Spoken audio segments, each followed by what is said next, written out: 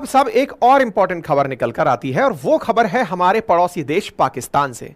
पाकिस्तान के पूर्व प्रधानमंत्री नवाज शरीफ ने हाल ही में अपनी पार्टी मीटिंग में एक बात बोली। वो बात इतनी वायरल हुई कि इससे यह लगने लगा कि पाकिस्तान कहीं ना कहीं अब इस सेल्फ गिल्ट में जी रहा है कि जो भी गलतियां की हैं वो हमने ही की हैं। ऐसा क्यों है?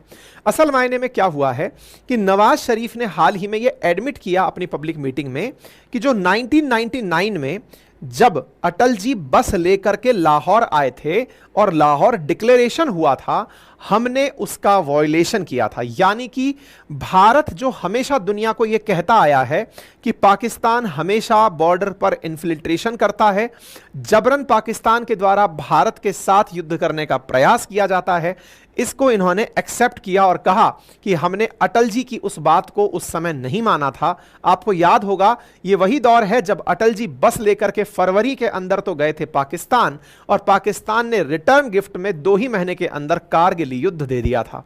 ये वही घटना है जिसको कि ये एक्सेप्ट कर रहे हैं और कह रहे हैं कि पाकिस्तान ने वॉयलेट किया था लाहौर एग्रीमेंट 1999 में। नवाज शरीफ तत्कालीन प्रधानमंत्री हुआ करते थे। तो ये क्या है लाहौर डिक्लेरेशन जो अचानक सुर्खियों में है, इसकी चर्चा करते हैं और इसके साथ साथ इस बात के मायने समझने का प्रयास करते हैं। साथियों, ये एक बहुत ही यादगार तस्वीर है जिसे आप इस समय देख रहे हैं। ये तस्वीर है स्वर्गीय अटल बिहारी वाजपेयी जी और नवाज शरीफ जी के बीच में। ये दोनों प्रधानमंत्री दोनों अलग अलग देशों से लाहौर में इकट्ठे हुए। नवाज शरीफ के देश में प्रधानमंत्री अटल जी पहुंचे थे। क्यों पहुंचे थे? क्योंकि उस साल से 1 साल पहले 1998 में दोनों ही देशों ने परमाणु बम का परीक्षण किया था।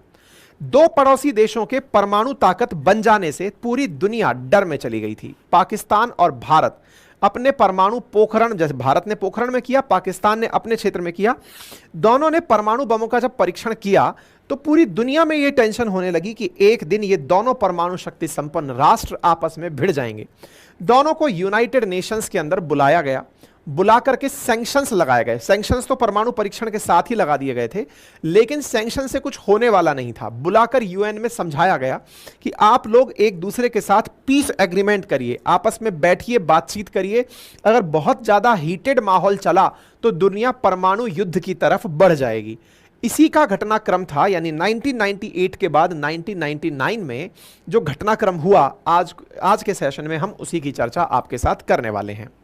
हाल ही में पूर्व प्रधानमंत्री जो नवाज शरीफ हैं, उन्होंने पाकिस्तान मुस्लिम लीग जो नवाज वाली पार्टी है उसके अंदर अपनी इस घटना का जिक्र करते हुए कहा कि शरीफ और वाजपेयी जी के बीच में जो 21 फरवरी को लाहौर डिक्लेरेशन साइन हुआ था, पाकिस्तान ने कुछ ही दिनों बाद जम्मू कश्मीर पर जो कारगिल पर चढ़ाई की थी वो उनकी गलती थी।